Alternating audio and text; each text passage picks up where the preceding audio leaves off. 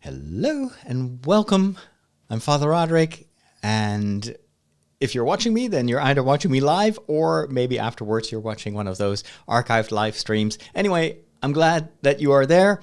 Every once in a while, I just like to hang out and chat, and you may not know this, but I am also a podcaster. I do these Star Wars YouTubes, videos, and that sort of stuff. But for way longer, I've been a podcaster, actually since 2005. And so every week I record a few shows. And I also live stream that because, well, a number of my podcast listeners are also following me on YouTube. Plus, I really enjoy just chatting. So you won't find this video later on in the regular lineup of the videos that I post. I'd like those to be curated videos. So I'm usually putting these as unlisted.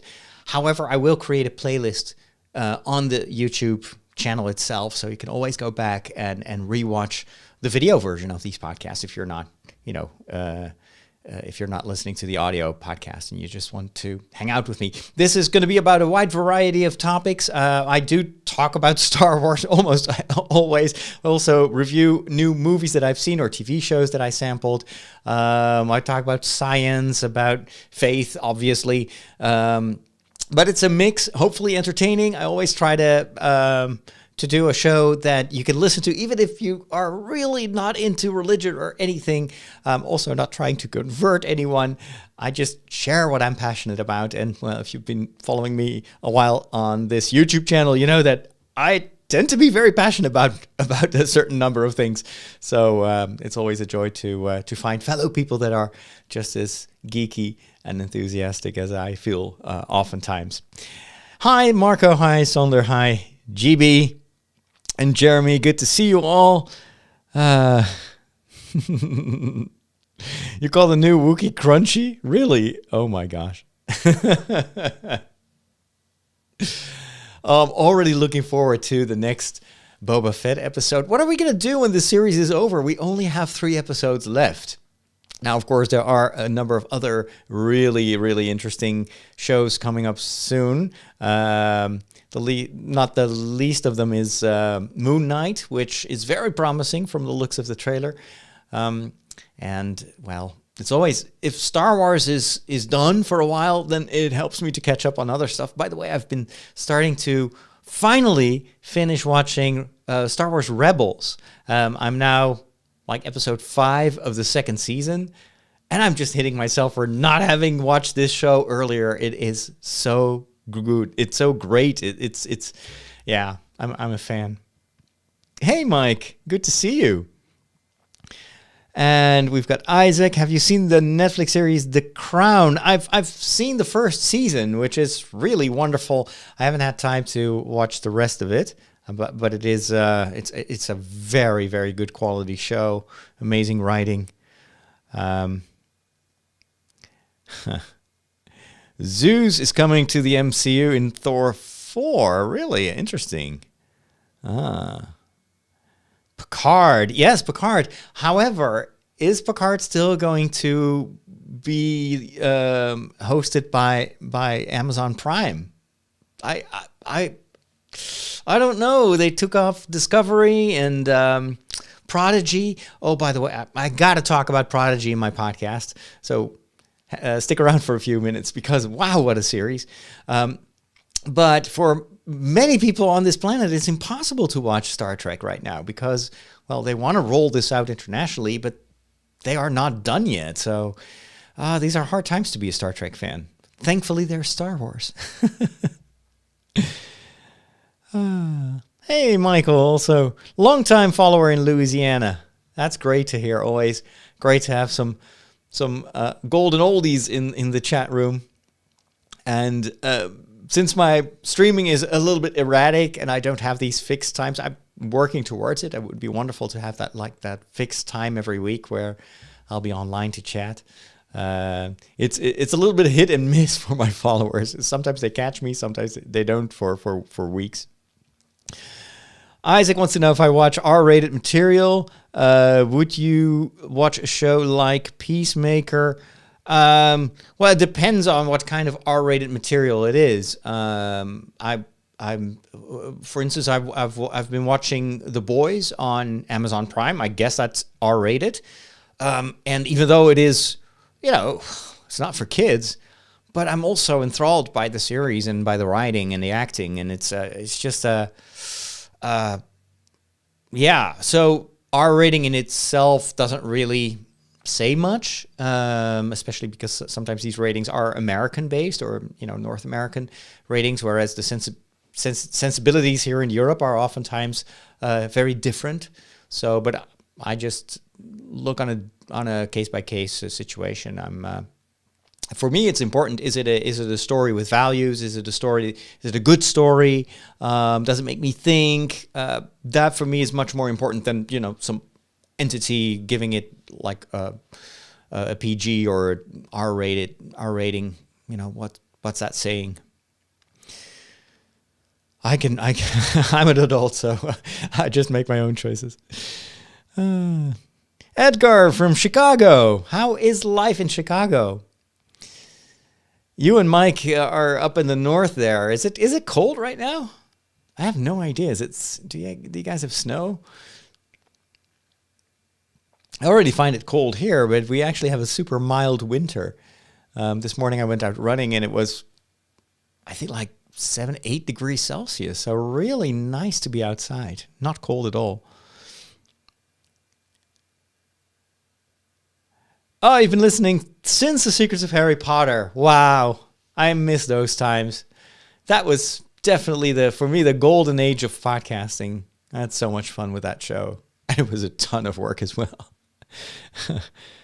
What do you think the chances are that Harrison Ford as Han Solo appears in the Book of Boba Fett? I think that would be a very plausible thing for them to do. I'm not sure if Harrison Ford himself would cooperate, but and it may be a little bit too similar to the finale of The Mandalorian, so I'm not sure if they're going to do that exactly. Although story-wise, I can totally see that they do that. I think what's more likely is that Darth Maul's crime syndicate will be behind everything, and we'll see an appearance of what's her name, the actress who plays the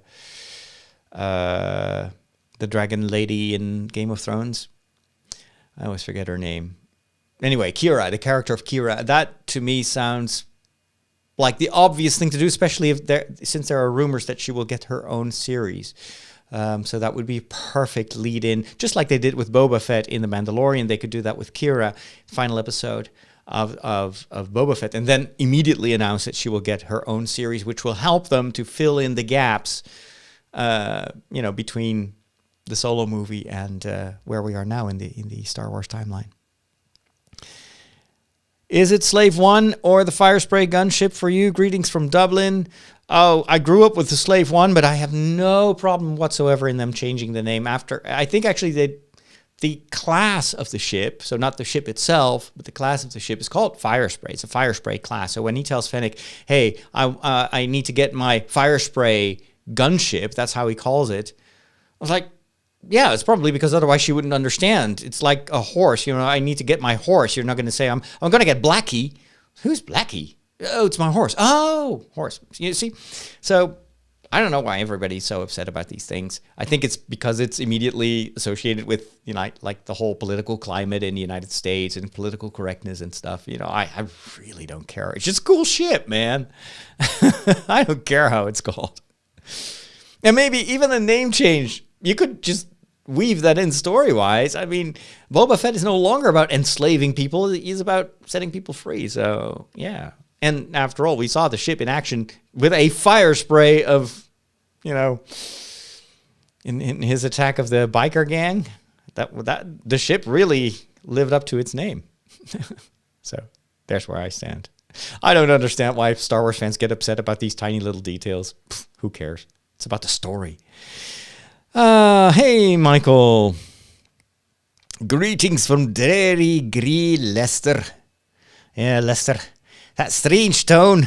You're right, completely different from... Oh, no, I'm not going to do that.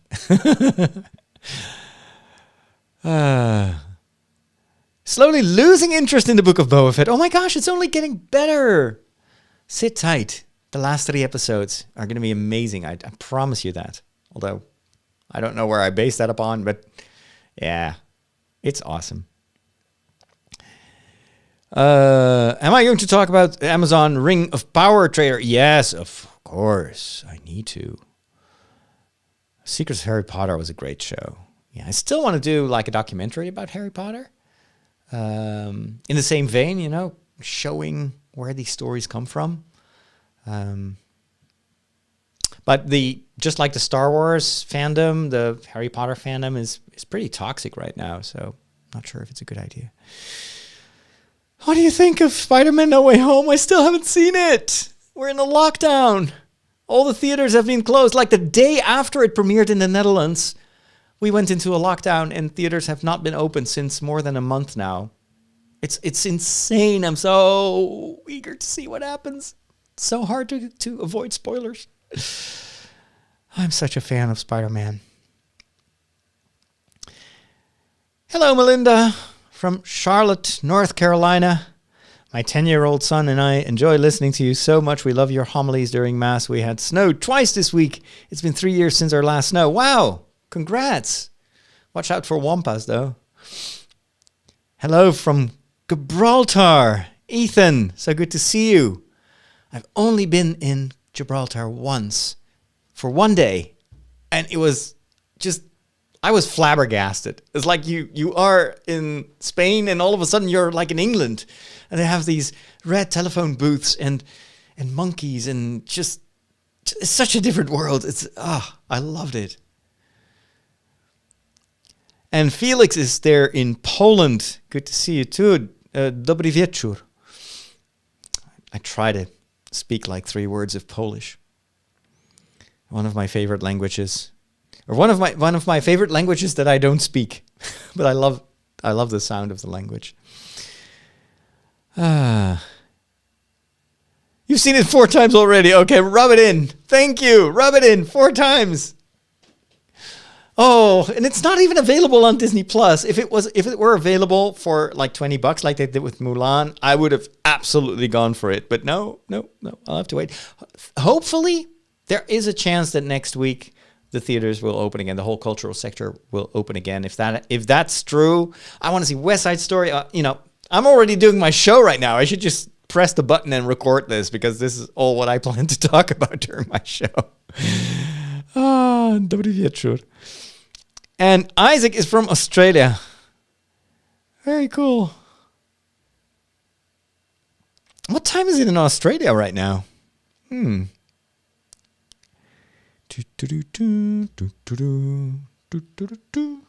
can just ask. Do I have my Google on? Hey, Google. What time is it in Sydney? The time in Sydney, Australia, is 2:12 a.m. on Sunday. 2:12 a.m.? What are you doing up? You should be in bed. Do you think we will see Cat... Some neat facts. Let me know if you want to hear one. No. Copy that. I have to be quiet because otherwise it thinks that I'm talking to it. Okay, he's done listening. I don't need to hear extra facts about Sydney. I've been there. Hello, Douglas from Brazil. How do you say hello in Brazilian, in Portuguese? I think it's bom dia. Hey, PBCQ from Texas. Have you heard the song from Disney Encanto called We Don't Talk About Bruno? Yeah, I hear it's a worldwide hit. I still haven't seen the movie. Maybe I'll watch it this weekend. I had some catching up to do. I've watched The Eternals this week. And we've got Gabriela from the Canary Islands, right? In España. Buenas tardes. I wish I could speak all those languages. I love them so much. Anyway, if it's okay with you, I'm going to start my show and then I'll address some of the stuff that you asked me to address. And I'll talk about a ton of other things. So, yeah, let's go. Oh, by the way, you may have noticed that I sound different from my YouTube videos so far. It's because I've got my nice Heil PR40. This is a Heil PR40 microphone. I've got my whole podcasting equipment in this room because I realized that this is the place where I do everything. And so why not bring in the audio equipment as well? I used to have like a separate podcast studio in the other room, which actually was not really meant for studio work because I wanted to reserve that room for VR. I needed one big space for my Oculus to be able to walk around a little bit. There's no other place in the house where I can do that safely. But then I had all these lights and the table and the podcasting stuff just for two hours per week.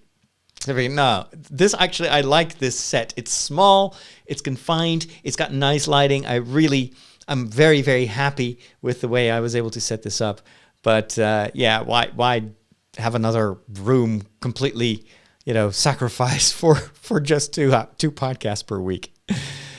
My most anticipated shows for this year are Obi-Wan Kenobi and The Last of Us. Oh, The Last of Us. Is that coming out this year? But that's HBO, right? How am I going to watch that? Aaron, what's your guilty pleasure song? You don't want to know. I've got like a playlist with 200 songs on Spotify that I play every day. I like a lot of songs that I can sing along with. I'm very much someone who's constantly singing all day long. So it's very good that I'm a celibate priest who doesn't torture other people with that kind of behavior. Matthias from Buenos Aires, I'm so happy to see all of you. It's so wonderful to have such a large worldwide audience here today. It's a ton of fun. By the way, if you're watching this, I'm saying this now because otherwise I'm going to forget. Could you do me pleasure, or could you do me a favor and click the thumbs up? I'm just asking this because these streams are usually not very helpful for the channel, for its growth, but the interaction is super important. So if I get like engagement, and that can be just the thumbs up or, well, what you're doing right now, commenting, that is really helpful for the channel. And if you haven't done so already, make sure you are subscribed to the channel as well. I'm really putting all my cards on growing the YouTube channel because, well, things have been going really well since I started to do these Star Wars commentaries, and now I feel like there's a momentum and I need to build this up.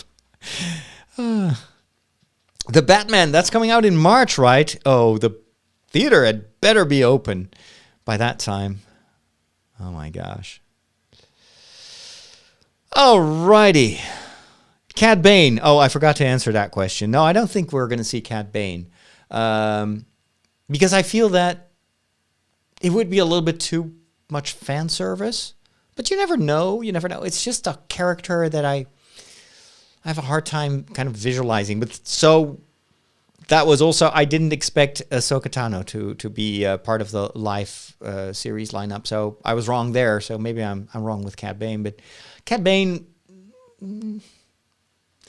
yeah, I'd rather see Admiral Thrawn, but we're not going to see that in the Book of Boba Fett. But maybe in the Kenobi series, or I don't know. We'll see. I like it that we don't know. I really like it that we are. That's so hard to second guess what Disney's going to do next. Sing along with Father Roderick. Yeah, well, that would get me delisted like in a minute. That'd probably be something for TikTok, because they don't really exercise any form of copyright control yet. It's, of course, going to change in the future as well. Scott, it's great to be with you on YouTube Live as well. Hey, Brandon, good to see you. All right, I'm going to start my show. Otherwise, I'll be sitting here for another hour without doing anything productive. Well, not that it's about productivity, right? Just hanging out is fun, too. Cad Bane, arc from the Clone Wars was amazing.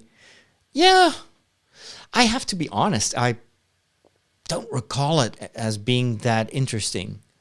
But maybe it's because I kind of binge-watched the Clone Wars at one point, and it's just a very overwhelming. There's so much happening, and there's so many different characters. But I didn't latch on to Cad Bane, nor did I really care that much for Katie Sackhoff, right? When she played the lady from... I don't remember all those planets, but anyway. Her character in the Clone Wars did nothing for me, absolutely nothing. But when she appeared in The Mandalorian and Katie Sackhoff played her, I was like, oh, that's the coolest thing ever. So yeah, maybe it's just because I always had trouble kind of like connecting with the animated series. It took me forever to start watching the Clone Wars. And still, even when I was watching the Clone Wars, oftentimes I felt like I was doing a work, you know? It wasn't like the series or the movies. They just pull me in, and I am there. And with the animated series, I'm more like, okay, I have to watch this because everybody tells me that I have to watch it. And then, I have to say that Rebels, I'm finally starting to kind of really enjoying the show for what it is.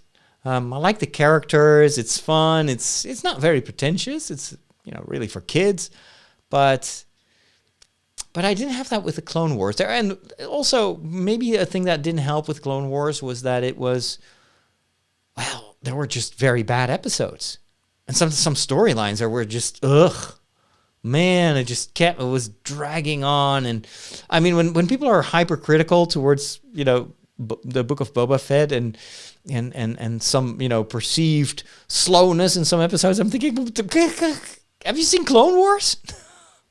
Seriously. Anyway, PBCQ is building the Empire State Building while watching this. That is so cool. I miss building Lego. Prediction: the Pikes are the ones who actually killed the Tuskens, and Boba is going to flip when he finds out in this present day. Oh, yeah, it's very obvious that it was not the biker gang. The biker gang, they were bad guys, but yeah, they didn't do it. Actually, I think the Pikes are also still smoke and mirrors. I think it's all going to be about Darth Maul's syndicate. And I think if they don't end with that, I mean, it's all so much in the same vein, all these crime syndicates, and there are two questions. There's constantly this, like, who did this? Who is truly behind this? And that is, the reveal is so Star Wars, so there needs to be, it doesn't make sense to already see if the Pikes were the ultimate enemy, it doesn't make sense to introduce them right now. So it means that there is something hiding in the shadows, very Star Warsy. And then, of course, the second question I have is, why Tatooine? Well, it's good for spice trading. It's like, yeah, like any other planet. Why there in the Outer Rim? What's on Tatooine? So there has to be something that they're withholding, and I can't wait to see what it is, because I really cannot guess it. I have no idea. Larry says, I liked your book review on waking up at 5 a.m. Yeah, the 5 a.m. club. Oh my gosh. You know what? And I read that book at 5 a.m. No, seriously, just go and look up like a summary of the book, because the lessons are super valuable, and I've been applying them. And there were some moments in the book where I was like, oh, I need to try that out. That is actually, that's helping me. But man, the book itself, the story is like really, like, I don't know, first graders. Apparently it's just this self-help, organization guy. And he may be very good at that, but he's really lousy at writing a compelling story. It's like at one point they are in Rome, and he's describing Rome, and I'm thinking, yeah, you probably were there as a tourist like a week or something like that, but I've lived in Rome for 2 years, and it is such a completely... It's ridiculous if you read it. It's yeah. It doesn't even pretend to be a good story. It's just a gimmick to kind of like it's a very thin story layer so that he can just overwhelm you with all this advice without it sounding like just a boring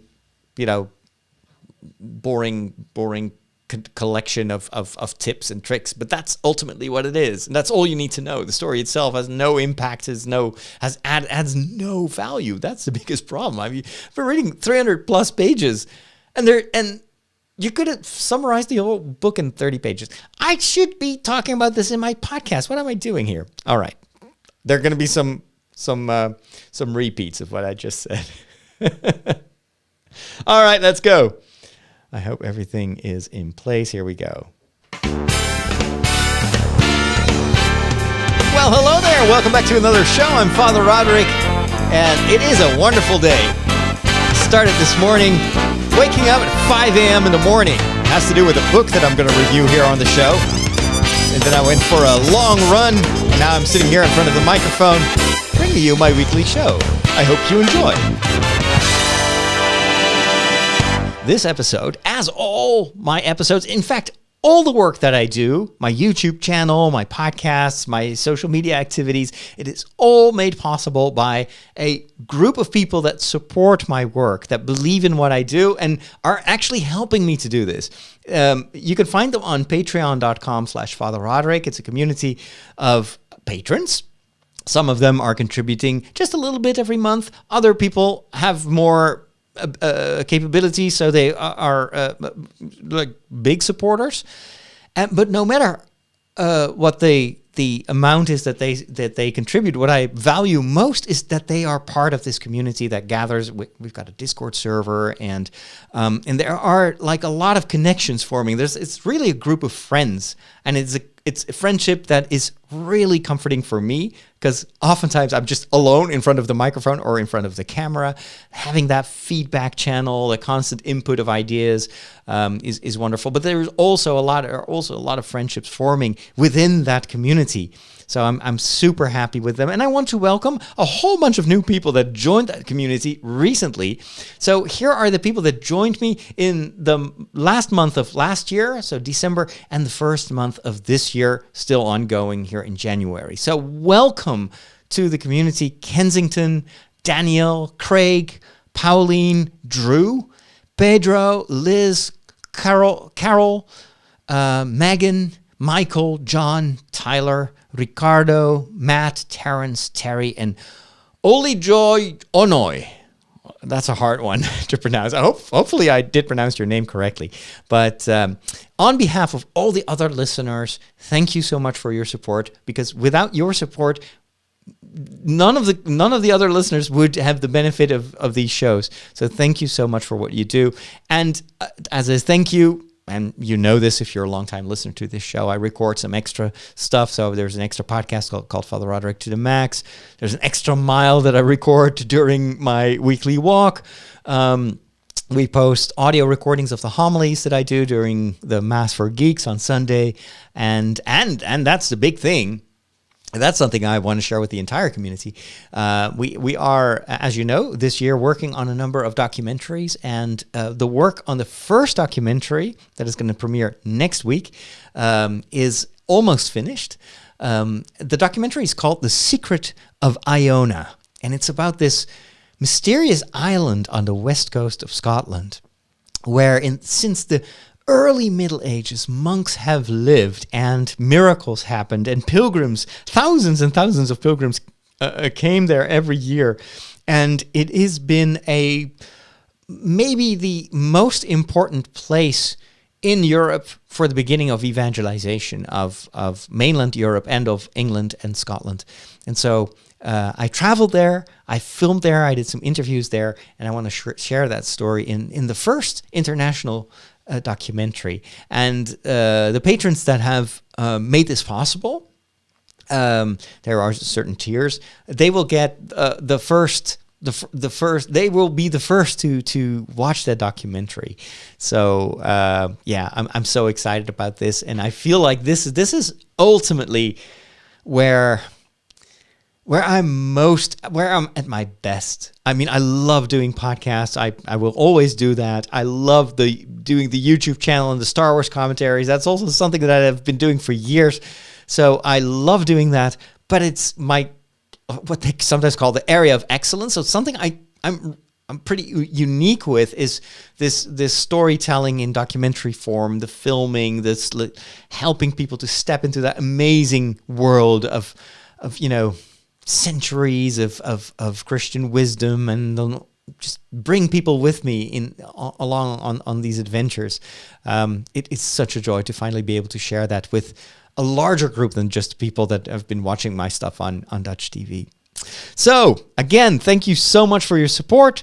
That's why there are no advertisements on this show, and I won't bore you with, so I have that so often. I'm listening to a ton of podcasts every week, and or same thing with YouTube videos. And then before we continue, let me tell you about this or that service, and then it just goes on for 5 minutes, and I really don't like those sales pitches, and so I like this form of support way more. And so again, thank you so much. Let's take a look at what's happening in the world. Do you know what's going on? This is what's happening in your world. Face it, Catholics rule. We got Boston, South America, the good part of Ireland, and we're making serious inroads in Mozambique, baby. You've taken your first step into a larger world. So I don't know about the situation in your country. Here in the Netherlands, the Omicron variant of COVID is still infecting a lot of people. The infections are still on the rise. We're now above 50,000 per day. So we may actually hit like 80,000 infections per day. We're a tiny little country, and it's starting to show because people have to go in isolation. So stores have to close. They are canceling like trains and flights, and it's starting to become a bit destabilizing. On the other hand, and that's the good news, hospitalizations are still going down. So it's obvious that this particular variant, and that does not say anything about future variants that may be just around the corner, but this particular variant is relatively mild. And that, of course, opens the possibility that maybe we will be able to reopen some sectors. So a lot of you have been asking me, what did you think of Spider-Man No Way Home? And I constantly have to answer, but I haven't seen it yet. Please don't tell me anything about that movie, because the day after Spider-Man premiered in the Netherlands, we went into a lockdown, and the entire cultural sector, so museums, but also theaters and movie theaters, had to close their doors, and they have been closed ever since. And it's been closed for a month now, and so I haven't been able to go to the movies. I still want to see The Matrix and West Side Story and Spider-Man, and I'm so hoping that next week we will be able to go back to the movie theater, and I can finally relax when I'm browsing my news feeds on social media, because every time I do that, I'm afraid that I will come across a spoiler especially for Spider-Man. So that's the situation right now. There is also in my country, a lot of upheaval about a huge scandal that broke out, which has to do with a very popular television show that is also aired in many other countries, called The Voice of, in our case, it's The Voice of Holland, but in other countries, it's The Voice of, the Voice of England, or The Voice of Spain. And it's this talent show. Now, these big budget television shows where people are, they have to appear in front of a jury, and then they get coaches, and then of course there's only one person who's going to win the talent show. These programs have been massively popular. Millions and millions of people watch it every week. But there has been a broadcasting company that did research and found out that a lot of the contestants, the female contestants, had been abused, had been harassed behind the scenes, and they were pressured into not talking about it. This has been going on for years, and now all of a sudden, all these victims, it's kind of like the Me Too movement, but in the Netherlands and in this very small television world of us, where all of a sudden, all hell breaks loose. And then you get a repeat. For me, it's a repeat of what happened when the church abuse crisis broke loose. And you see exactly the same mistakes, like the people in charge reacting like, well, but why didn't these women speak up before, and we didn't know that this was going on, And I'm like, this is like a repeat of what all these bishops did in the past, where they denied the severity, said that, well, we didn't know, how could we possibly be responsible? Or even worse, ended up with victim blaming, but it's the women's fault. They should have spoken. They should have said something. I was like, the only person who is to blame here is the perpetrator. And as an organization, you are responsible. And if you didn't know what was going on, you should have known. You should have had protocols in place. All the stuff that the church worldwide had and has to learn the hard way. You see exactly the same thing happening now in the television world. And it's pretty shocking. And what I find is shocking, of course, first of all, is the amount of victims. And that such a high-profile program, that these people in power have been able to keep this a secret for years. And it's another confirmation that this type of abuse is mostly because it's an abuse of power. They use their position as a judge, as a coach, to exert power over people that are in a dependency relationship, and that's the worst. That's the worst. And then I'm also shocked that apparently the way the church has had to deal with the fallout after the abuse crisis became public in all these different countries, one after the other, and we're not done yet, let me tell you that. There's so many other countries where they're only starting to acknowledge that maybe they should look into this. Look at Italy. Like, if there is one country where the church has had a huge amount of power for decades, if not centuries, it is Italy. So already from a statistical point of view, you are going to have a ton of cases of abuse of power, abuse of vulnerable people. So far, nothing has come to light. There has been no serious attempt to start to do research. In Spain, they're only beginning now. Same situation, a country where the church has been so powerful. Where there is power, there is going to be abuse. It's sad, but the fact that this is about church people, that does not prevent these cases from arising. That if there's one thing that is clear from the past years of all these different situations, is that the patterns are the same wherever there's power, wherever there is no protocol in place, where people can just exert their power without any form of control.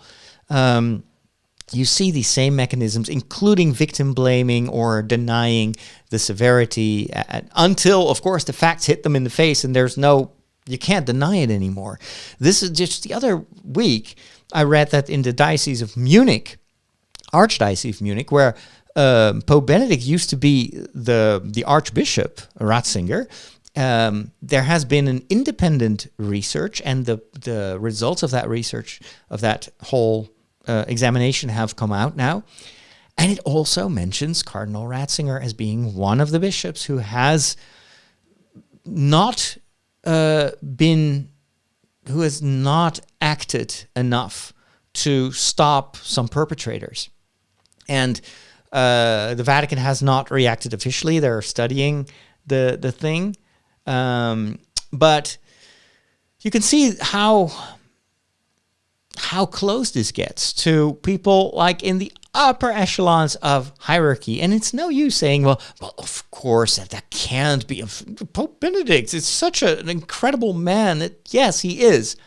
But he's also just a person who in a situation of leadership can make very grave mistakes, can also have done the wrong thing. We're all sinners. We all make mistakes. What is important is, are we acknowledging that these things took place? Are we doing everything we can to repair the damage, to honor the victims, to believe them? That is what we should do. And well, this current upheaval in Dutch press is only showing how widespread this is. And if this happens in this country, if we've seen all these other countries, then why would you think that magically some countries would not have that problem? I think as long as we don't hear about it, it's probably because it's not taken seriously enough yet.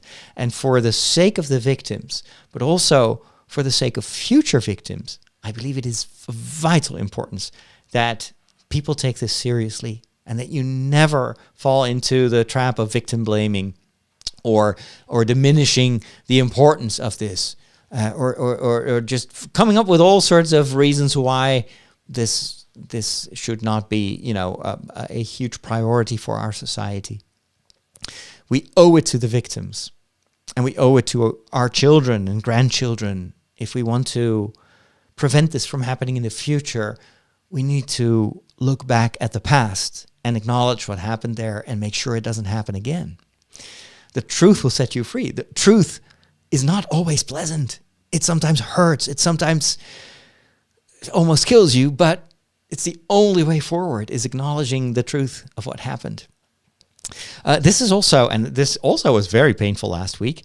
There was a beatification process started for a Dutch priest, Father van der Lugt, who was a Jesuit priest who was martyred. He was killed because of his very courageous presence in Syria among the Christians. And I definitely believe that he was a good man, and he was one of those martyrs. He didn't want to leave the country. He wanted to stay with these persecuted Catholics, to be close to them, and he paid for it with his life. So absolutely no problem with that. But some conversations that he had while he was still alive came to light, and there's actually written testimony about what he said. And that was in 2009, and he was very dismissive of the whole abuse crisis, and he said that victims are probably lying or exaggerating, and of course it couldn't be this bad, and it's just, all the rhetoric that you would hear 10 years ago, right? This was pretty commonplace. I had lots of colleagues who talked like that. Oh, sure, it can't be this bad, and it's just this media uproar to damage the church even more. Now, 10 years, 11, 12 years later, we know way better. We know that this was not hyperbole. This was not a media campaign to hurt the church. No, this was the media doing what it should do. This is journalists doing what they should do. Show us the truth, and make sure that the truth gets known, so that we can make sure that this stuff doesn't happen again.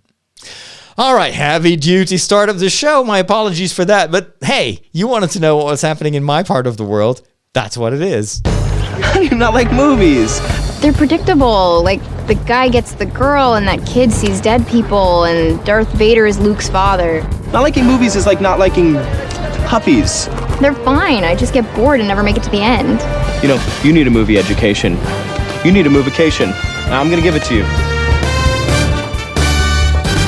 All right. Well, I got a lot of change of tone. There is a ton of stuff that I watched recently that I'm super excited about, and I want to share that with you. I'm not going to bore you with my Book of Boba Fett analysis. If you want to hear my thoughts about that, then by all means, go to my YouTube channel and watch some of those videos. I love the show. I think it is, again, showing that Star Wars is really flourishing as never before, and I can't wait to see where they go next with the story. But I wanted to mention another franchise that I'm totally in love with, and that has been such a huge part of my imagination. And if I were a kid when this franchise launched, I think it may have been actually more important for me than Star Wars. And I'm talking, of course, about Harry Potter. I was late to the game, as I've explained before. I was in Rome studying media, and at that time, the first movie came out. And I'd heard of Harry Potter, but I thought it was just children's books, so I never bothered reading those books. Plus, I was kind of busy with the study, so I didn't really have the time to read that much. But I went to see the movie at the theater with a couple of other priests, and I was awestruck. It was such an amazing world, and I loved all the deeper layers of the story. I had lots of discussions with fellow priests who also were pointing at the Christian symbolism, from lots of medieval symbolism that was integrated in the story, but of course also the bigger story of this orphan boy who is called to combat the incarnation of evil in the magical world, Voldemort, and there were so many archaic, big story ideas in Harry Potter that I became hooked, and I started to read the books, watched every single movie. And it's still one of my favorite worlds to step into. And like Star Wars, it is a story that has so many deeper layers and that is so relevant, I think, for our times, for any times, basically, because it touches upon the big choices in life, but the big themes, and also has a lot of theological depth, I think. And so when I heard that there was going to be a Harry Potter reunion television show on HBO, of course I had to see it. And it celebrates not the jubilee of the books, but 20 years since the movies came out, and a lot of the original actors, some of them unfortunately are deceased now, but all the main characters were there, and it follows them. They filmed everything in London. You have that wonderful Harry Potter experience where they rebuilt a lot of the sets with the material that was still kept in archives, I suppose. And so the whole setting was very much like what you see in the movies. It's also very beautifully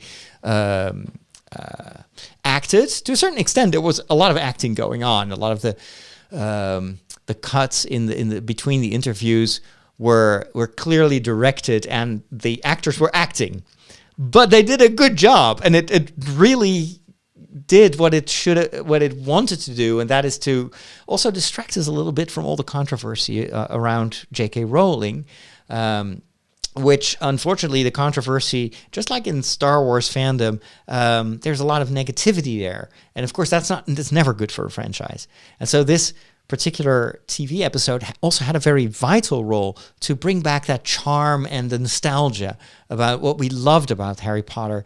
And no matter what you think of J.K. Rowling right now, what this television show wanted to do was to bring you back to why you fell in love with that world. And so I thought it was a very smart thing to do. I have mixed feelings about certain aspects of it. I really like to see Harry, Ron, and Hermione again, the actors who play them.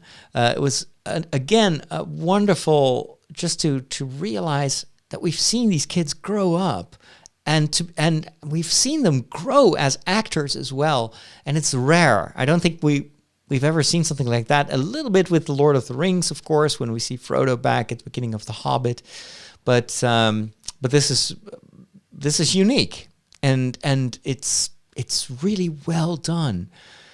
So hearing about what it meant for their lives, of course, we mostly got the positive side of it. I'm sure that it also was very challenging for them, for the actors, for their parents, and the person that I feel was maybe the most impacted, and not in a good way, by the success of the movies was Harry Potter himself, Daniel Radcliffe. I read some interviews already a while ago where I felt like, it's kind of a double-edged sword for him, what it did to him. And I thought that even though of course he's kind of the series holds his, the name of the character that he plays is the franchise. So he was a bit more tense, felt more ill at ease, not very natural. Rupert was actually the one who was most himself, I felt. But there was something about Daniel Radcliffe where I felt like, I don't know, he's just very tense. This must be very, very hard to still be kind of the banner holder for the entire franchise. And will he ever grow out of this, role that he played? I don't know. He's doing plenty of other movies, but I don't think he can ever escape the world of Harry Potter ever again.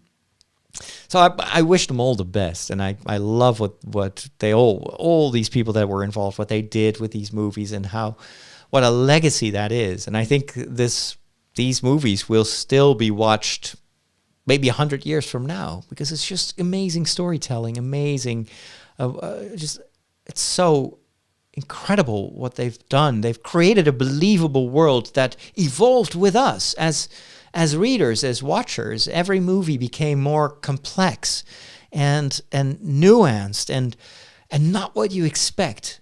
And I love it. That's also what I love so much about Star Wars. It's growing with us. It's not going the easy route of just doing what fans clamor for. That would be so easy, to just do fan service, but ultimately that would be the death of the franchise. A story needs to evolve, because we evolve. We want to be challenged. And if a movie franchise, a storytelling franchise, dares to go in directions that you don't expect, and that helps us to grow or to rebel. And that's what we've also seen, both in the Harry Potter fandom world and in the Star Wars fan world, to a lesser extent also in the Star Trek fandom. We don't always like it when a story goes in a direction that we, think we always think that we know better, right? But ultimately, what the risk is that we just get stuck in the same story over and over again. Whereas the stories that really challenge us, those are the ones that are going to really impact your life. That's my take. So then a few other mentions. I need to do a YouTube video about the Eternals. I finally got to see it because I missed it in theaters, thanks COVID. But it was published on Disney Plus the other day, so I watched it. It's a long movie. It's actually a little bit too long. It's very different from all the other Marvel movies. It tries to spin almost like a meta story that is enveloping all the other stories.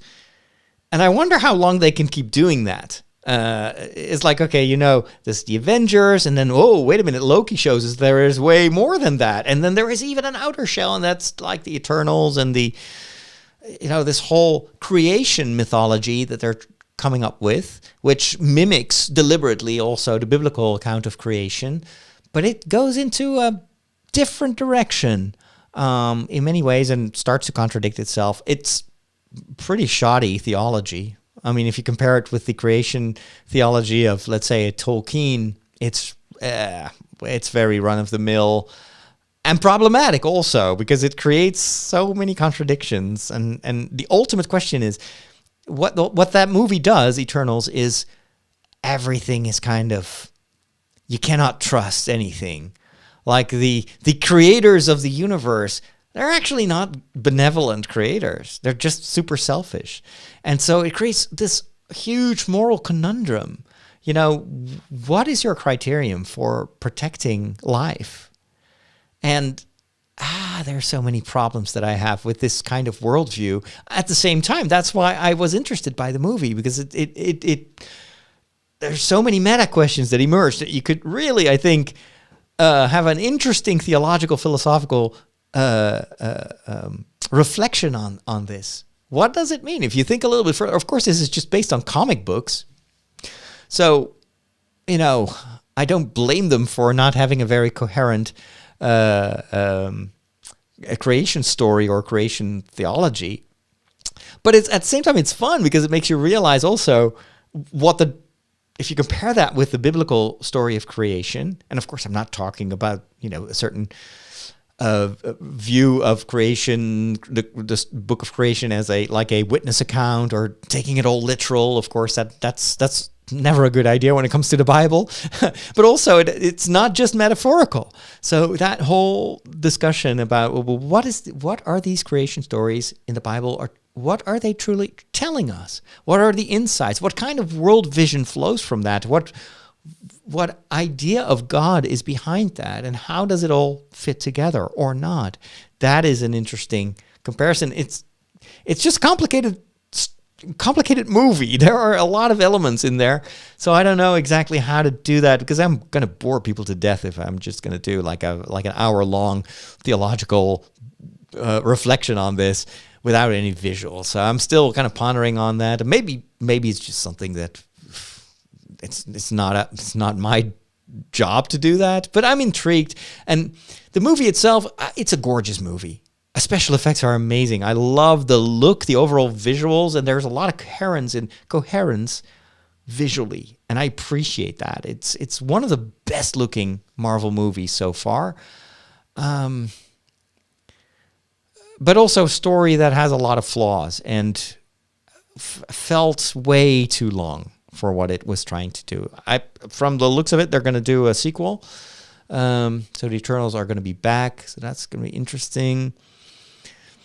I also felt that, you've got these after credit scenes or mid credit scenes, and those are getting more and more obscure. I really had to Google what's going on, and it's like, oh, okay, well, whatever. I was already a bit surprised that that main actor, what's his name, who plays Jon Snow in Game of Thrones. I mean, it's such a prominent actor, and then he is there in the beginning of the movie, and then he just completely disappears, only to come back in the final minutes of the movie and in a post-credit scene. And I was like, yeah, sure, I understand that this is your way of introducing a new character for future movies, but it just felt unbalanced. And I understand that if you already have a cast of, 10 superheroes, you don't want, Jon Snow to play another superhero. It's going to get very complicated, but I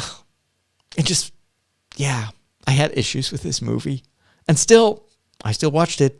It was still pretty okay. I would give it a 7 out of 10. All right. Enough about movies. There's one other thing I want to mention here, but just to refer you to the 2 videos that I did on YouTube about it, and that is the upcoming Marvel series Moon Knight, which looks very promising. Lots of religious themes, so I'm thinking, new YouTube videos, easy for me. I like stories with theological aspects of it. At least I can contribute something to whatever is out there already in terms of YouTube videos on TV shows.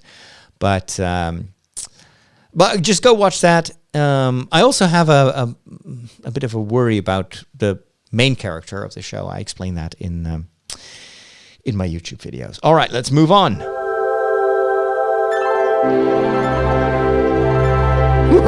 Catholics rock!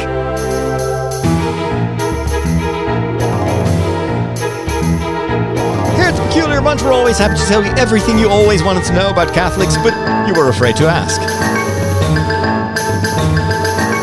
Catholics can be a peculiar bunch. No meat on Friday. Oh, meat? What do they eat? Light bulbs? Well, no, we don't eat light bulbs. But we do have our weird things. One of which is confession. Man, you guys got more crazy rules than Blockbuster Video. So this is one of those things that nobody actually really likes to do, but it is at the same time very important to Catholic life, and that is the sacrament of confession. Reconciliation is also called, and in which, well, basically you confess your sins to a priest, but it's not really about the priest. It's about the priest as the mediator between you and God, because sin is always about a relationship. It's a relationship of love between you and the people that you live with, and your relationship with God. And those two are inseparable, like Jesus explains. Like the biggest commandment is love God and love your neighbor as you love yourself. And confession is always about that. And if something breaks in that relationship, that sacrament can heal it. But of course, in order to heal, you first need to acknowledge that you are broken and you need healing. Otherwise, God is never going to step over your boundaries and just heal you like a magician, like Hermione does with Harry Potter's glasses in the first movie. You know, that's not how it works. And of course, the healing. Of course, the more you acknowledge that you need healing, it opens you up for God's presence, and He can, giving something to someone who's open for it is so much more better than, like, here's a present, but I don't need that. But sure, no, I think you need it. No, that would be terrible. But the confession is all about this. It's basically an encounter, like every sacrament. However, it's not easy. It's not easy to admit that you have made mistakes. It's also very hard to give words to those sins, to what you did wrong, because it makes you feel broken and you feel the pain that sin causes in your own life, and failure is hurts. It hurts when you fail, but then you have to still reiterate that. However, it is a hurt that comes with the exposure of a wound, for instance. If I go even if I go get a vaccination, I don't like the vaccination. I don't like someone sticking a needle in my arm. I don't like the effects that I had for 2 days and being like really sick. But I know it makes me stronger. And that's the kind of pain that you sometimes feel in confession. It's like it hurts also to acknowledge that you have failed and that you maybe fell into the same mistakes and did the same things that you thought you would never do again. But at the same time, a good priest, how do you say that? A good confessor will always put you at ease and put the focus on the reconciliation and the healing, because that's what matters. The rest is forgotten, forgiven and forgotten. It's gone. It's never in God's eternity. What you confess is literally gone. However, what is not gone is the consequences of sin and the damage that it caused, maybe to yourself or to other people. And that's the aspect that I struggle most with, or that I have struggled most with when it comes to this sacrament. It's like this idea, and this is just the perception that I had of the sacrament. It's this idea like, oh, so forgiveness is just this magic eraser. But then you know that in life it doesn't work like that. If I hit someone so hard that I break that person's nose, I can say, oh gosh, I'm sorry I did that. The nose is still broken, right? So I've always wondered, how does that work? And I know that in the sacrament of confession, there's always also a moment where the priest will propose a form of reparation. We call that penance. It's like paying a price.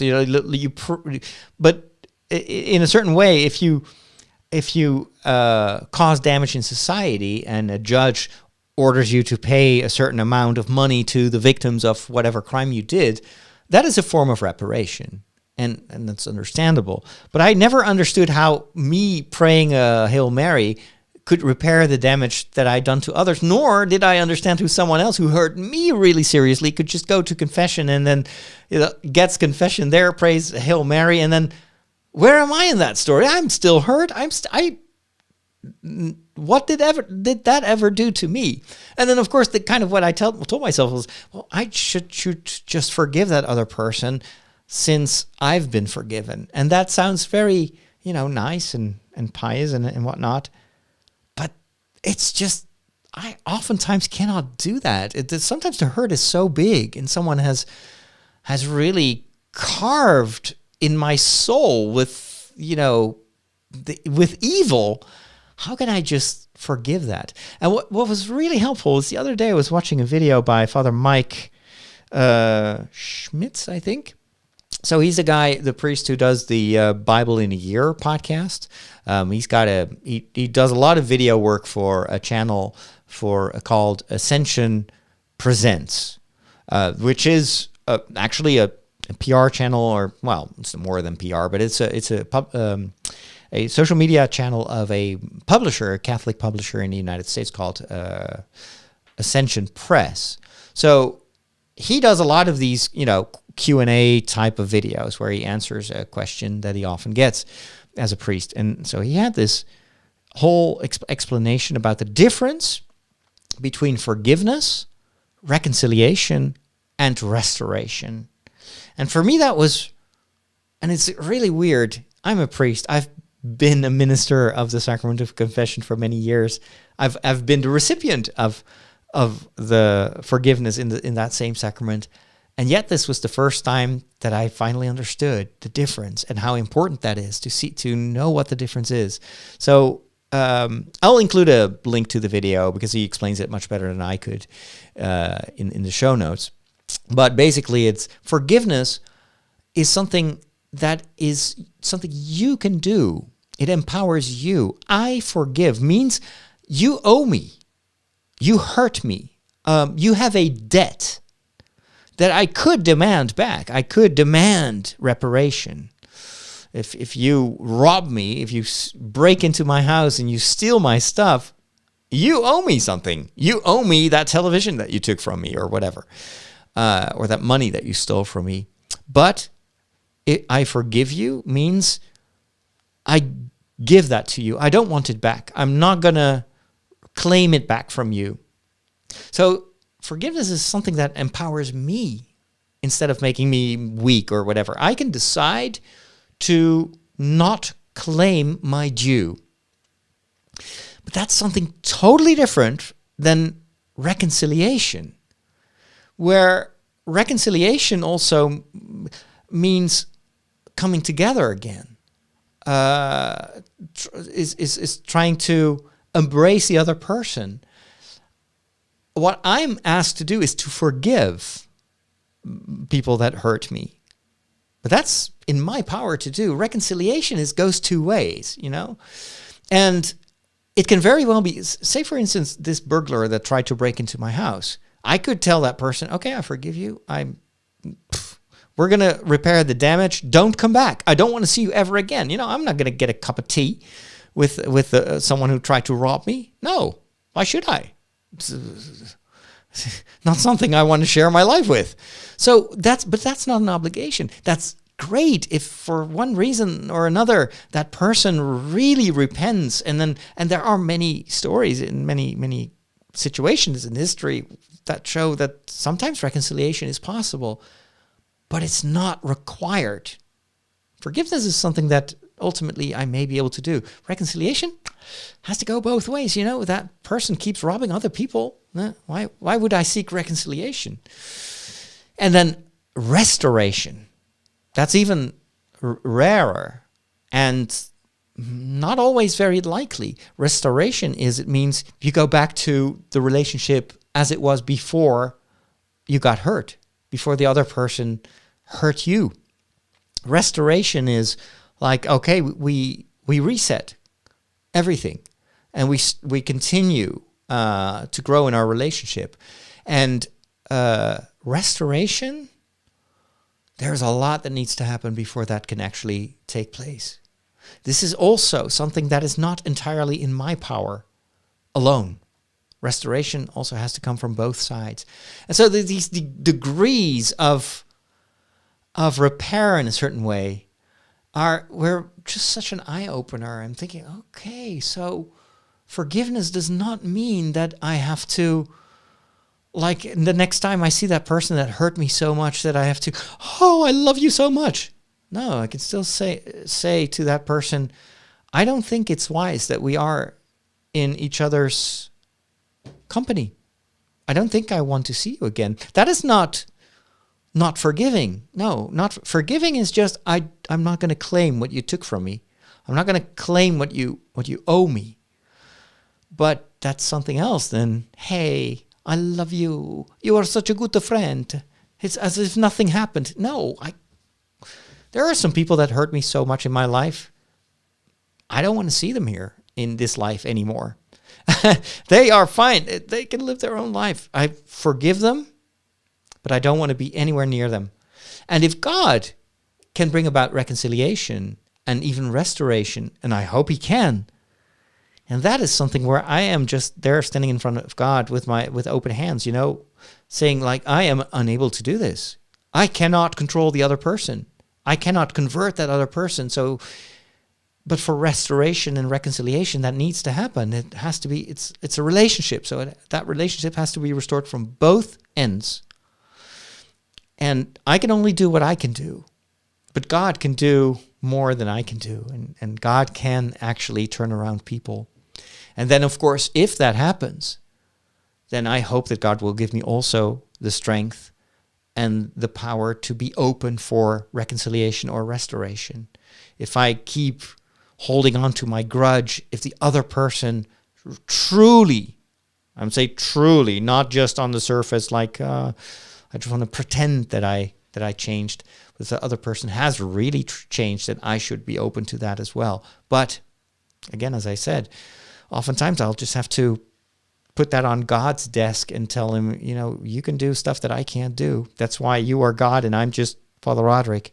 But if you can, this is my prayer, make it so. Please, pretty please.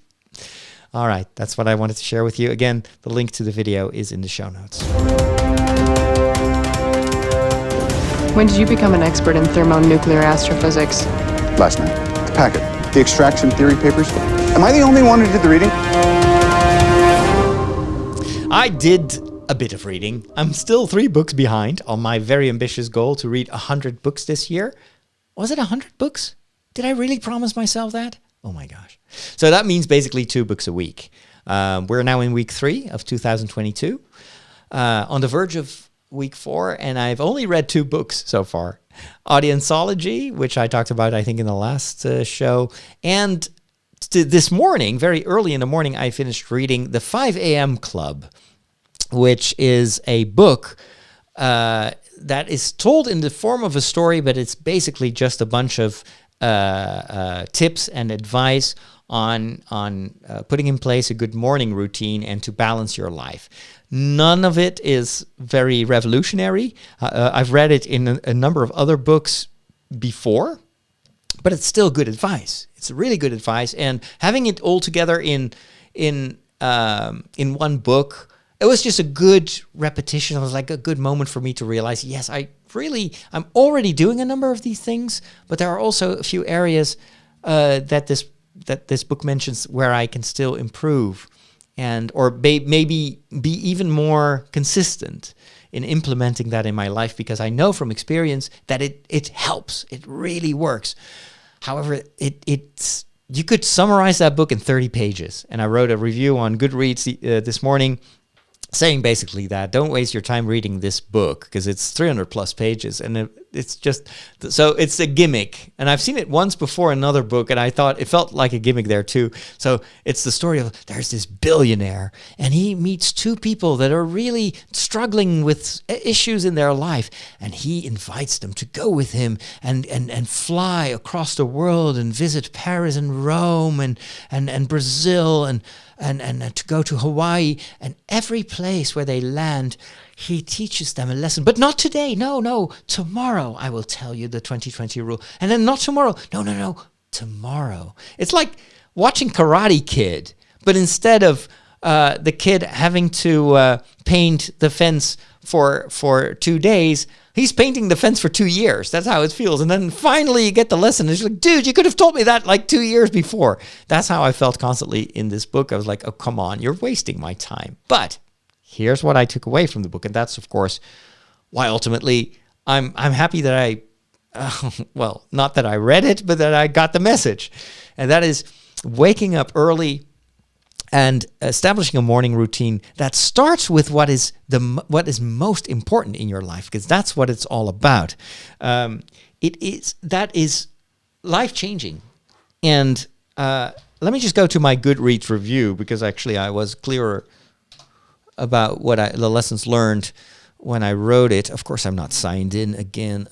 Continue with Amazon. Don't tell me I have to use my phone now to get into this page. For some reason, my browser keeps forgetting that I want to be logged into Amazon. Now thankfully it logged in. I've got a lot of login issues lately. I hope I'm not hacked. All right, so let me go to my books and then click on my review. I'm lazy. I'm just going to read you my review. Here you go. The author is Robin Sharma, the world's premier thinker on leadership, personal growth, and life management. Yeah. No hyperbole there. All right, here's my review. Great lessons, terrible story. Just not going to repeat myself here. Waking up early and spending your first hours of the day on exercise, meditation and or journaling and learning. That's the 20-20-20 rule. You only discover that like after 200 pages. And it's basically, you can summarize it in what I just told you. The first hour of the day, you wake up at 5 a.m. That sounds very early, but if you do that for 60 days, it will become second nature. So that's what I'm currently doing. I'll tell you how I do that in the tech section, because I got a nice geeky way of waking up at 5 a.m.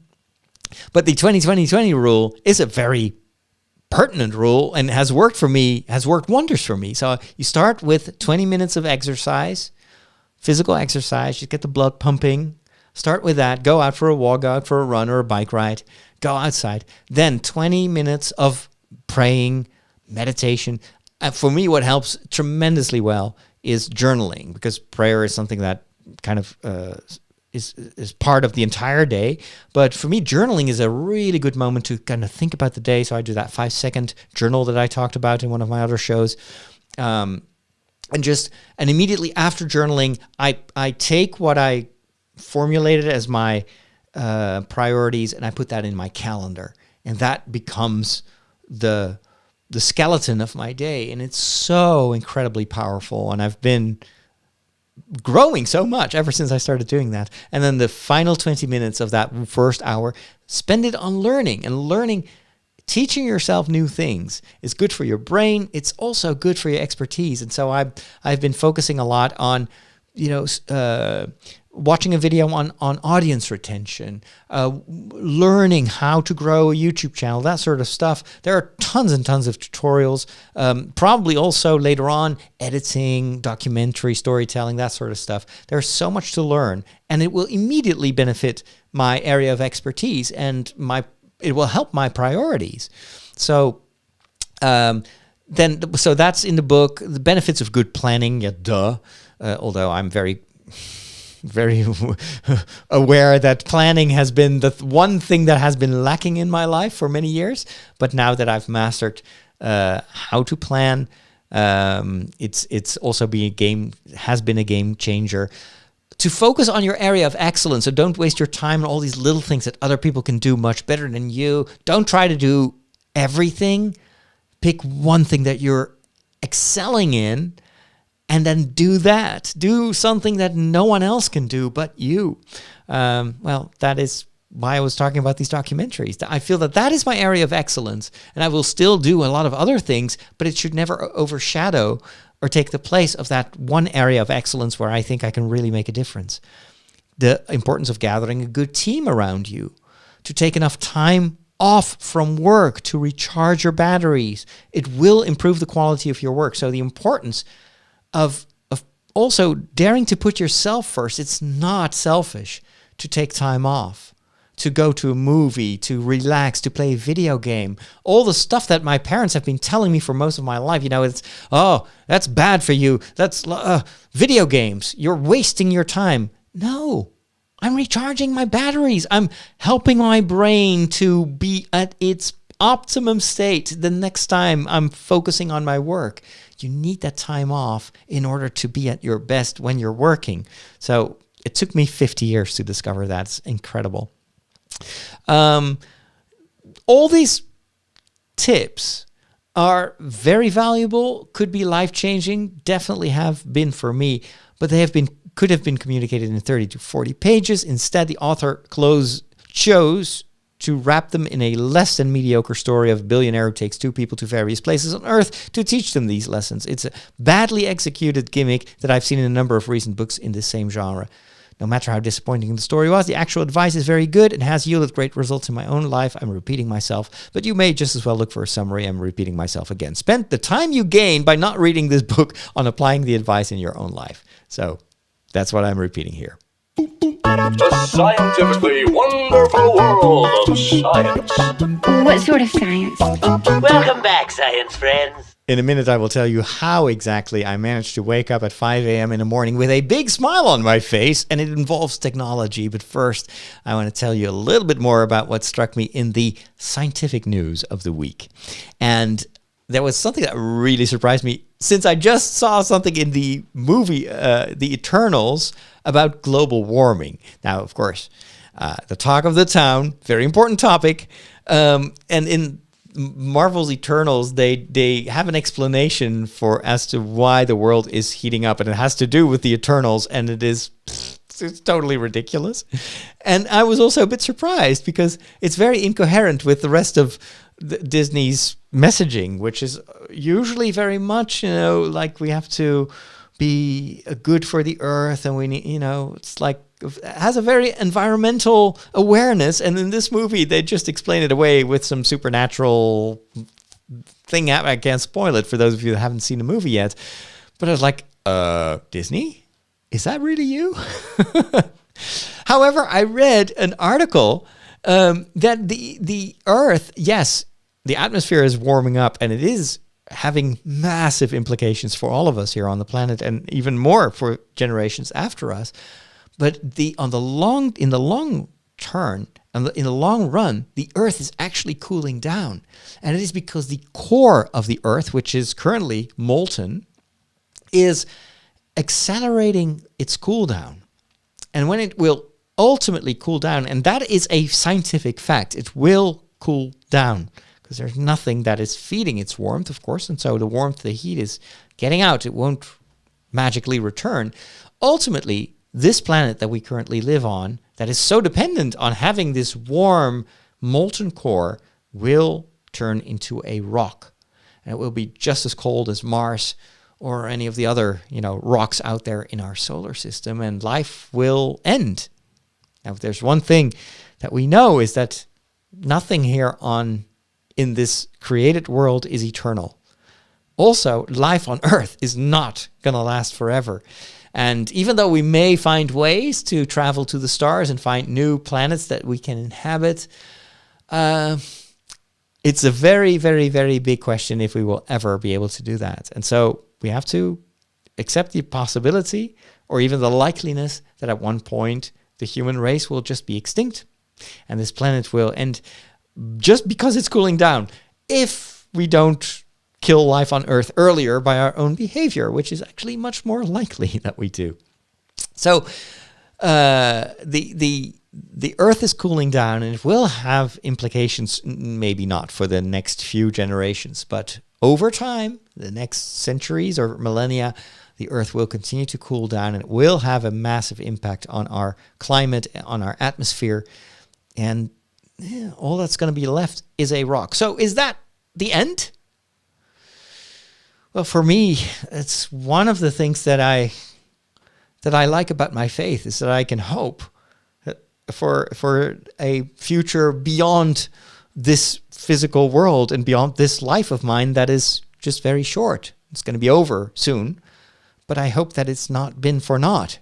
That this life is actually the start of a life that will last forever. In what form and how? I don't know. It's beyond the realm of what we can show scientifically or proof or whatever, but it's something that is on a metaphysical level that I can believe in, and I have reasons to believe in that, but they're not of the scientific kind. Nor are they totally completely irrational either. But if you want to have answers in that realm, that's why we have philosophy. That's why you have theology. Because science will only tell us how, but not why. Or where to. That is a different discipline. So anyway, those are just a few thoughts. When I read that news, I know that, well, no matter how eternal we think we are, and sometimes we have that pretension, that pride maybe, that, well, we are just going to figure out a way to live forever. Maybe not us individually, but definitely the human race. And of course, we love our science fiction stories that give us that perspective. But the actual scientific fact is that it's not very likely. So we may actually have to also think about other ways in which maybe this life on this planet will still mean something. Because if it's all meaningless coincidence, what's the purpose? Why bother? We are on the cutting edge of technology. Wow. Well, what does that mean? Let's plug it in. It's going to say, hey, I see you plugged in a new device, and it's going to load in the appropriate drivers. You'll notice that this scanner build, Well, all your technology stuff, it just ends in disaster. But there is one more thing. I've, in the meantime, I'm browsing through the comment section, and some people are concerned about my take on Harry Potter, and they keep repeating some of that criticism that was that came from certain groups within Christian churches. Very concerned. There's a lot of misinformation there too about Harry Potter and the nature of the books and the meaning of the books. Some people say it's from the devil, and that J.K. Rowling was possessed by an evil spirit when she wrote these books. And I'm thinking, no, it's a story and it's a metaphor. There's, look at Lord of the Rings. Tolkien was a very Catholic, very devout believer, and yet nobody goes to church in Middle-earth. It's a story. It's a metaphor. It's a reflection of our own world, and it talks about themes that do have very, very deep Christian roots. And J.K. Rowling herself has said it. She is I think from a Episcopal church background. So, and her faith has been a major story influence. However, if you start approaching these stories with this negative idea, like it's all the devil, I think you'll never discover why it's such a brilliant, very Christian story. I'm afraid that most people that have these preconceived ideas about Harry Potter will never bother to try to discover maybe what these books really are. Anyway, this is not the place to talk about that. I've done that for years in a podcast called The Secrets of Harry Potter, which I still think you can somehow buy the series at sqpn.com, and I'm not sure. It's kind of disappeared from the internet, which is a shame, because I think there's a revival of Harry Potter, and it's a show that just should be out there. Could be so. Maybe I should just ask Dom. He's probably listening to this. Maybe the board of SQPN could consider republishing that online, because there's such a huge interest in Harry Potter, and I see still so many people confused about why Christians should read this instead of fearing it. Maybe it's worth just putting it back online. I don't know. I don't own that podcast anymore, but I'm definitely I still believe it's important for me to explain the deeper layers of the Harry Potter story. This is not what I wanted to talk about in the technical section, though. I was going to share with you how I wake up every morning at 5 a.m. with a smile on my face. And that is because I wake up as if I am waking up on Groundhog Day. Now, this is one of my favorite movies. And when I had to come up with a plan to help myself wake up at 5 o'clock in the morning, it was not just about, okay, I'll just go to bed at 9 p.m., which of course is very important if you want to wake up at 5, because you do want to get your 5 sleep cycles, so 7.5 hours, 8 hours of sleep.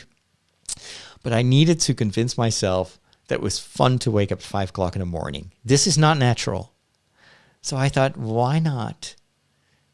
Why not pretend that I'm Bill Murray and I'm waking up in this small town, and I hear that same radio show every morning when I wake up. And this is where technology came to my rescue, because I figured out how to do that with my Google Home. And it turns out that it is possible. It's a little bit tricky, but it is possible to create a routine for Google Home. And I'm pretty sure with Alexa, it's probably even easier. Usually Alexa is a little bit more user-friendly when it comes to these things. It's possible to program your Google Home system so it wakes you up with an MP3. Now, the way you do that is not like, hey, play this MP3, because it's impossible. But you can upload your MP3 to Google Music, which apparently is still around. I had no idea. Google keeps changing their services over time, and I thought that they were done with Google Music and that they replaced it with some YouTube subscription that I was not interested in, but apparently it's still around. And apparently everyone has this ability, even if you don't subscribe to anything, to upload your personal songs to a library, to a personal library. It has to be connected to your personal account. And once I discovered that, I uploaded the MP3 file of this radio program. It's recorded from the first part of the movie, so it's you hear the old-fashioned radio alarm switching on, and then you hear this song in the background, I've Got You, Babe, from Sonny and Cher, I think. And my alarm, gotta stop that. And my alarm is warning me that it's time to wrap things up, so I'm gonna do that.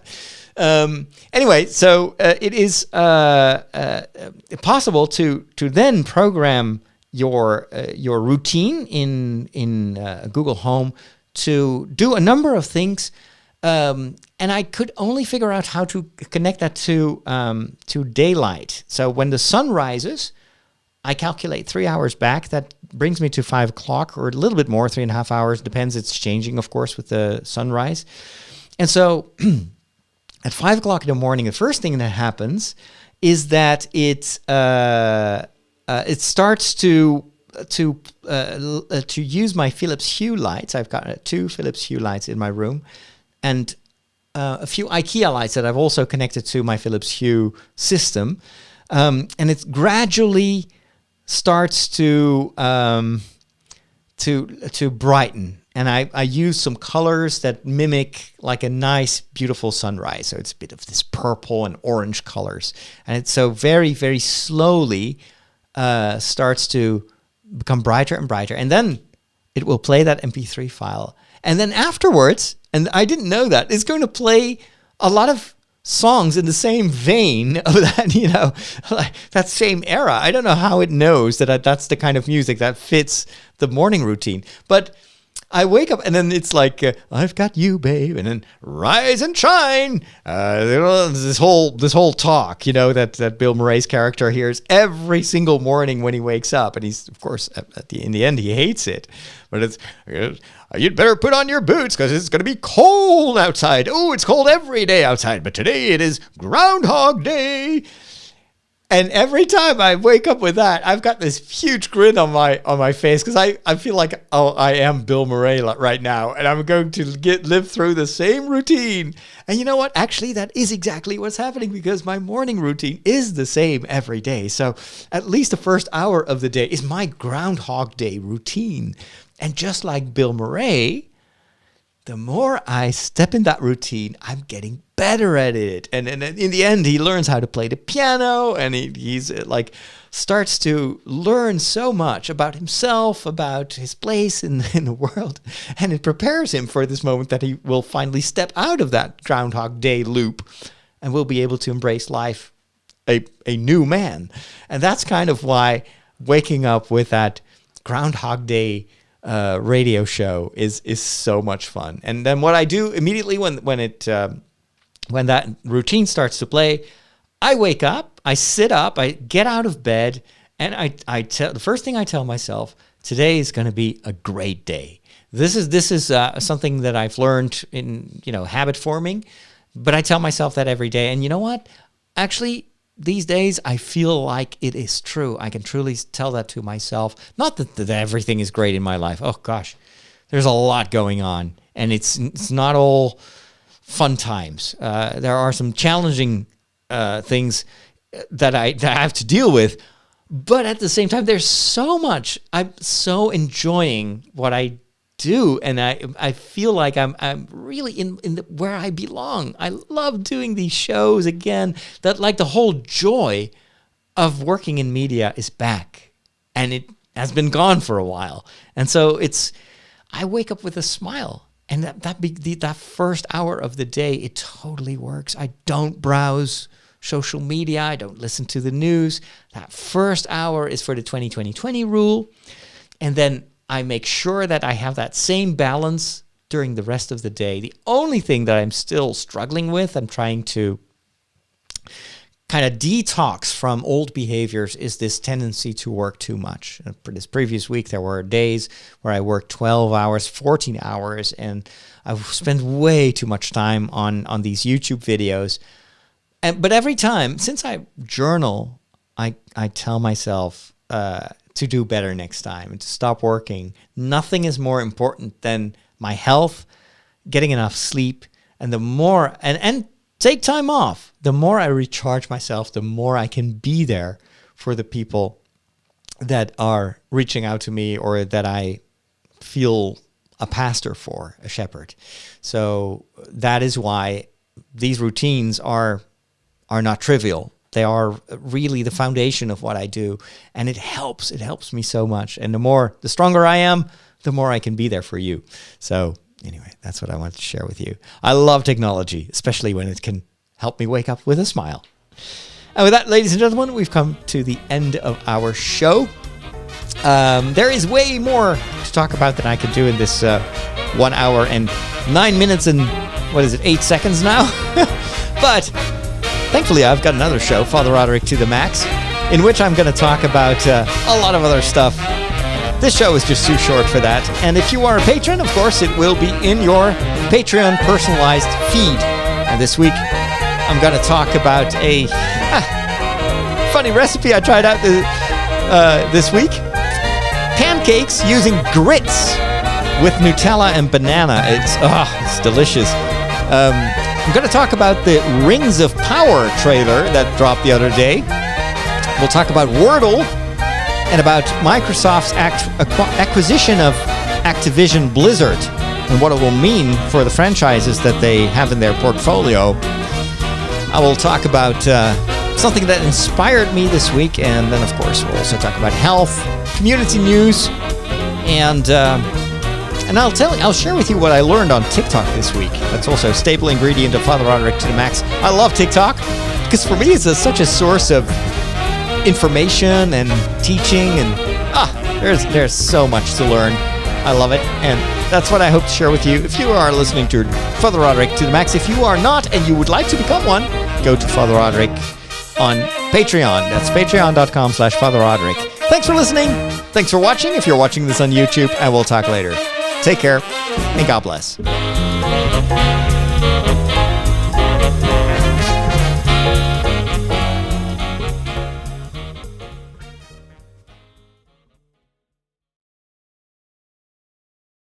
I do that manual fade out where I try to make it feel like super smooth. Slowly easing people back into their real life after listening to the show. How are you doing in the chat room? It's a bit hard to... Oh, yeah, Harrington, that's his name. Yeah. I'm so bad at names, especially when I'm in this flou de bouche, as they say in French. Like I'm talking and I just my brain is just spewing out words.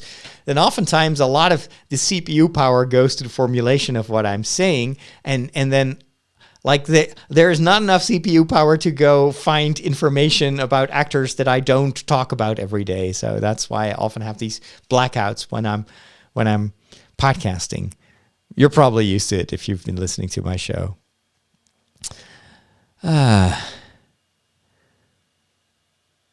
Let's see. It's interesting that Liz says, considering that Father doesn't have an American accent. Or I suppose that you mean does have an American accent. The machines over at YouTube seem to struggle more with non-US accents than US ones. Yes. Well, that's not why I have an American accent. It's just it's the easiest for me. It just flows. I enjoy using an American accent, even though I love listening to other accents. I'm very, very fond of the Australian accent. But I also know from experience that I shouldn't try to emulate it because it's very hard to master it. But I love the tonality, the musicality of the Australian accent. I'm also really, really enjoying Kiwi English. It's a little bit friendlier than Australian. And then, of course, Scottish is wonderful. Irish accents are wonderful. English there's so many different accents in the UK. The English that I have sometimes trouble with understanding because its pronunciation is very, very different is Indian English. The Indian pronunciation is it takes some time to get used to, and also for instance Nigerian English. It's easy to follow, but there are some particularities that I think are cultural, things that are introduced in the vocabulary and also in the way of speaking, the type. I don't know exactly what it is, but it's sometimes a bit difficult to latch onto.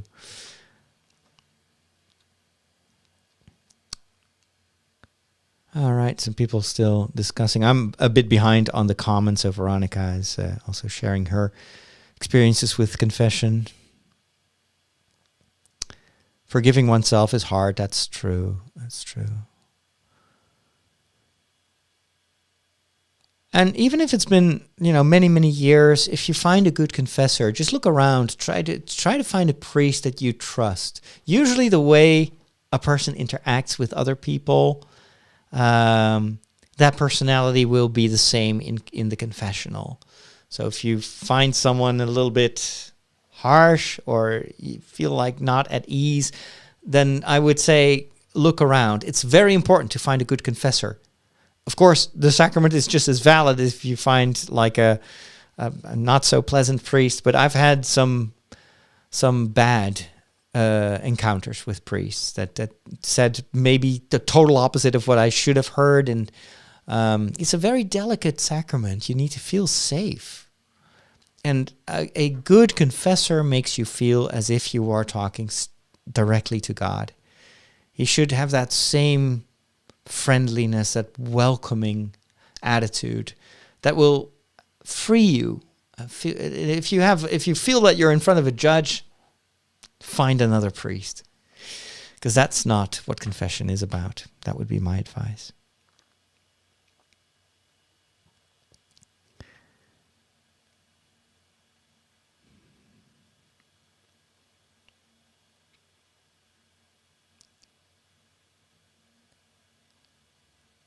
Make it so. Yes, that was Picard. Does forgiveness imply the willingness to reconcile? The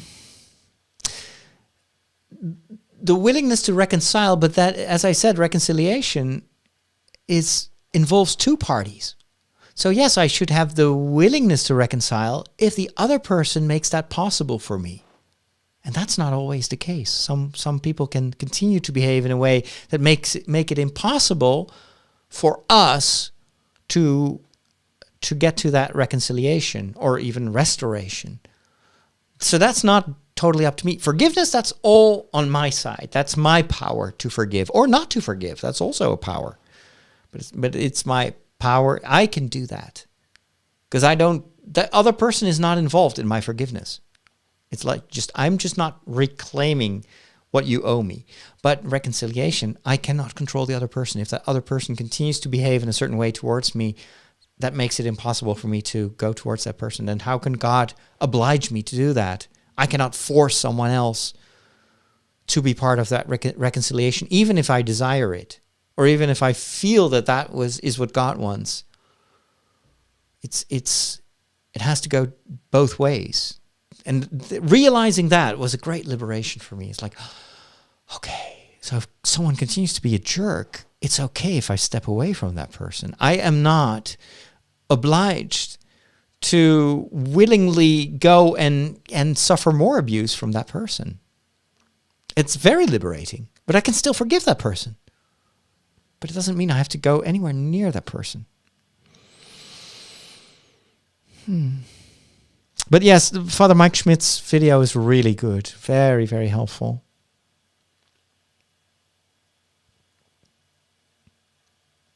I was like, why hasn't anyone explained that to me before? That happens to me a lot these days. And yes, and sometimes you have to protect yourself. And it's more important to protect yourself and the people around you than to, seek that reconciliation at all costs.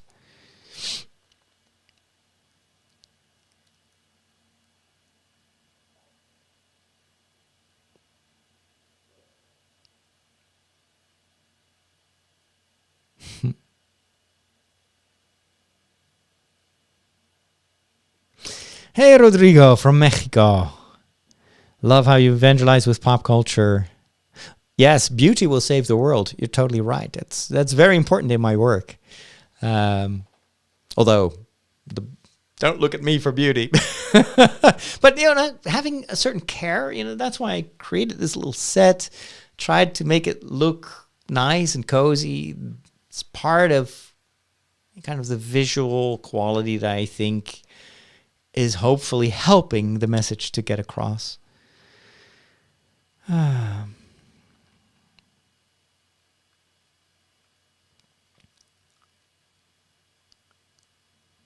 The June books. Oh, the June books are way more problematic from a theological point of view. To a certain, there's a lot of good in there as well, but it's let's say much more critical towards like the idea of a Messiah, etc. than Harry Potter is. Harry Potter is a very clear archetype of a redeemer in a certain way, even to the point of, well, I can't spoil that if you are still going to read the books, but it becomes very obvious in the last few books that Harry Potter is mirroring Christ to a certain extent. Not in everything, of course. It's also a story about a believable kid who also makes mistakes, thankfully. Otherwise, it would be the most boring series ever. But there's a meta story that is told in Harry Potter that a lot of the critics totally miss. But they probably miss it also in other books. Groundhog Day. I got you, babe.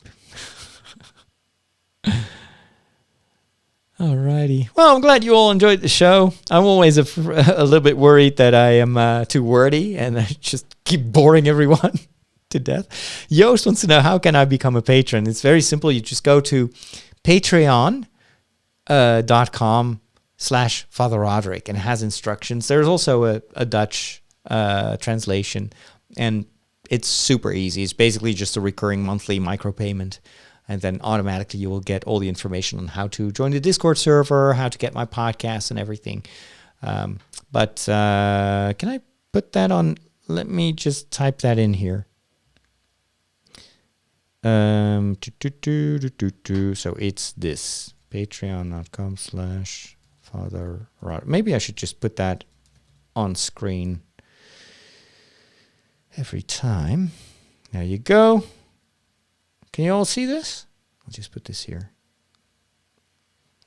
So if you go to that URL, it will have all the information that you need. If you have any questions, Inge is also in the chat, or was in the chat. I'm not sure if she's still there or making pancakes. But she is our community manager, and she can help you if you have any questions. Through the bush. As a French, I can say that I've never heard this phrase. No, it's not through the bush. Flux de bush. Flux de bush. FLUX or UE? I don't know. Someone who is very, he talks easily. You say, cette personne a une flux de bouche. Maybe it's Belgian French. After all, I learned French not in France, but in la Belgique. It's a difficult topic, yes, the abuse thing. I wanted to address it because it's so important. And I also don't want to dramatize it or sensationalize it. It is something that we need to discuss. After all, this is a show for adults, even though sometimes children are listening, but I trust their parents to be prudent. Where was Father Roderick born? Father Roderick was born, as far as I know, but I should ask him, in Leidschendam in the Netherlands. He grew up in Bleiswijk, the town of Bleiswijk, near Rotterdam and The Hague. And then he moved when he was 18, to seminary in Belgium, in Louvain.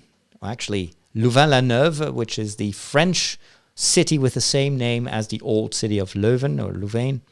Studied for 4 years, did a master's in philosophy, then studied another year of theology at the Institut d'études théologiques in Brussels. There's a Jesuit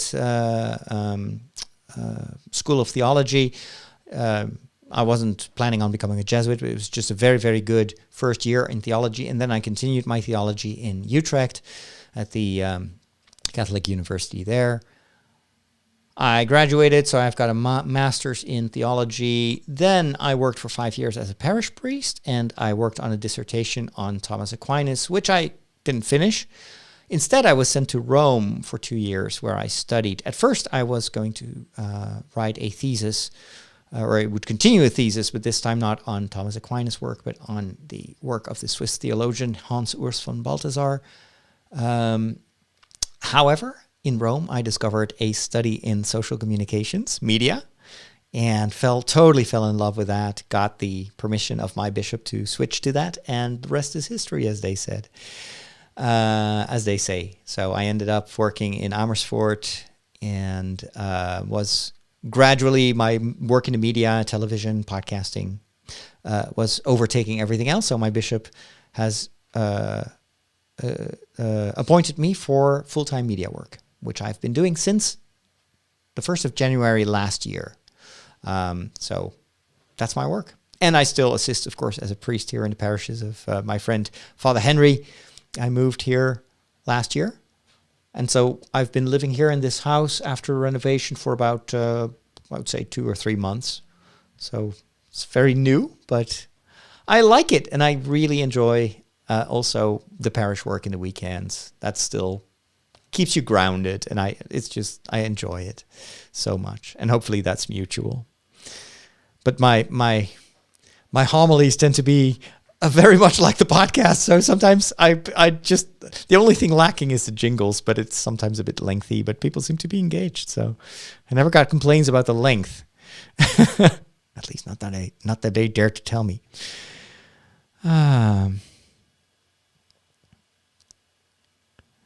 Adrian says, I believe you can confess to a friend or so and then regret what you did and be better afterwards. Always seeking the truth? Of course, yes. Well, that's very valuable. And of course, forgiveness comes with true repentance, right? But the wonderful thing of the sacrament of reconciliation is that it stems from the mission that Jesus gives his apostles to go and forgive people's sins. And what you bind on earth shall be bound in heaven. What you do not bind on earth shall not be bound in heaven. So there is an authority. So a priest, through that authority that was given to the apostles and their successors, a priest has the authority to guarantee you that God has forgiven you. And there's a special power to that. But of course, it's not magic. It always requires that conversion, that inner conversion. And if that contrition, as they say, is 100%, God will forgive you, even if there's no sacrament or there's no priest. So if you have true contrition, 100% full contrition at your deathbed, for instance, and there's no priest around, you will still go straight to heaven or purgatory, because you may still have scars that need to be healed. But that's another discussion. Interesting discussion here. Father Marco wants to know, is there any Lego building on the schedule? Yeah, ultimately, I will end up doing some Lego. It's just that it takes a long time to get everything in place. I'm just trying to figure out.